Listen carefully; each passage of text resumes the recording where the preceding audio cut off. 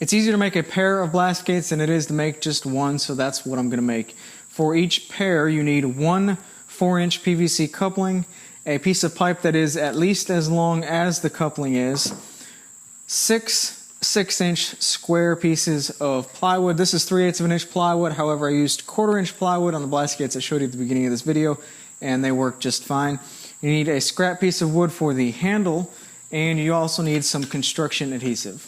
Each blast gate is going to have a coupling on one side and a piece of pipe on the other side. You don't want these to be the same size. That's why you're going with pipe and coupling. And the reason being is that pretty much every time you have a junction going to a tool, that's going to be a fitting which will allow the pipe to slide into it. And the other side, which is the coupling, will allow you to either expand it with more pipe, or in most cases the 4-inch flexible hose that will go to the tool fits inside the coupling pretty nice. To cut my coupling in half, I'm going to use the table saw with my miter gauge and the stop block. The purpose of the stop block is to keep the coupling centered directly over the blade.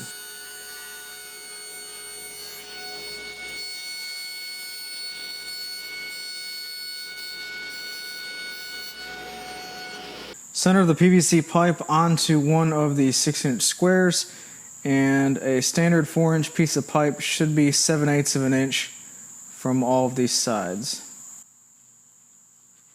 And once it's close enough to being centered, mark the inside location so you can easily reference off of it later, and label this P for pipe. Do the same thing with a coupling, and this time it should be very close to 3/4 of an inch.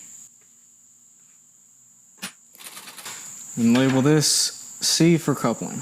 Using a drill bit big enough for your jigsaw, drill through all 4 of your pieces. Trim away the bulk of the interior material, being sure not to touch the circle. All of the PVC is going to be glued directly to the plywood. Now the plywood is porous enough so that the construction adhesive will have no problem grabbing a hold of it. The PVC, not so much. So to solve that, I'm just going to scuff up 1/2 of an inch or so on the edge that touches the plywood along the circumference. Now it's important on these coupling pieces to put the cut edge down and not the factory edge down. The reason being is there's a slight taper on the inside of these couplings, and if you put it so that the cut side is up, you're going to have a hard time getting the pipe in there. So make sure you put your cut side down.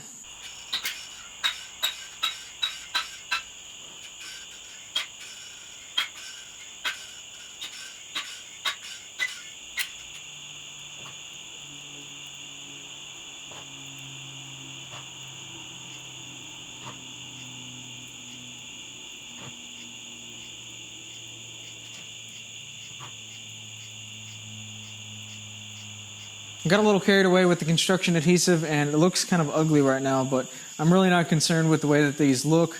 They're going to function properly, and that's all that matters. Now at this point, if your plywood is bowed a little bit, you can set some weights on the top, a paint bucket or anything you have that's heavy to flatten it out.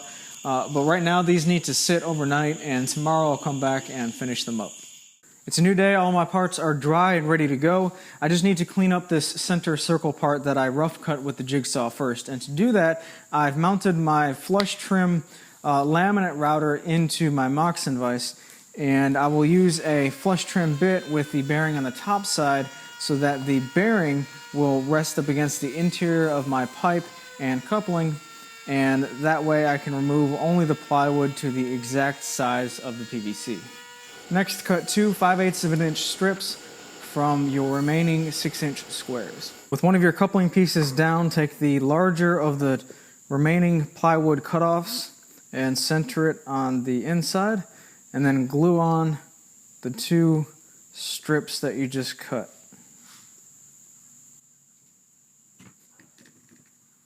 And then remove that center section so it doesn't get glued into place.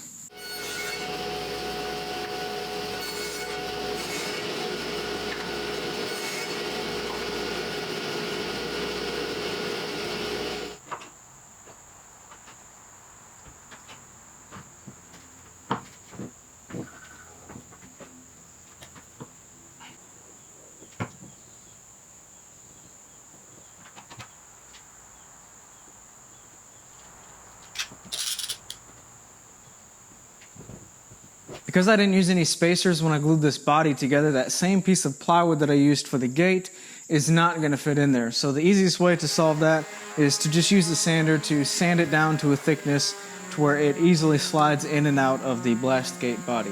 After sanding, the blast gate should move in and out freely with no obstruction. And to accommodate for this other side where it is open, I've just made this painter's tape flap. And you've used this on my other blast gates and it works really well. When there's suction on the line, this will fold shut, and it also opens up so that if there's any junk in the line, when you close the blast gate, it will just be pushed out the other side instead of clogging up on you.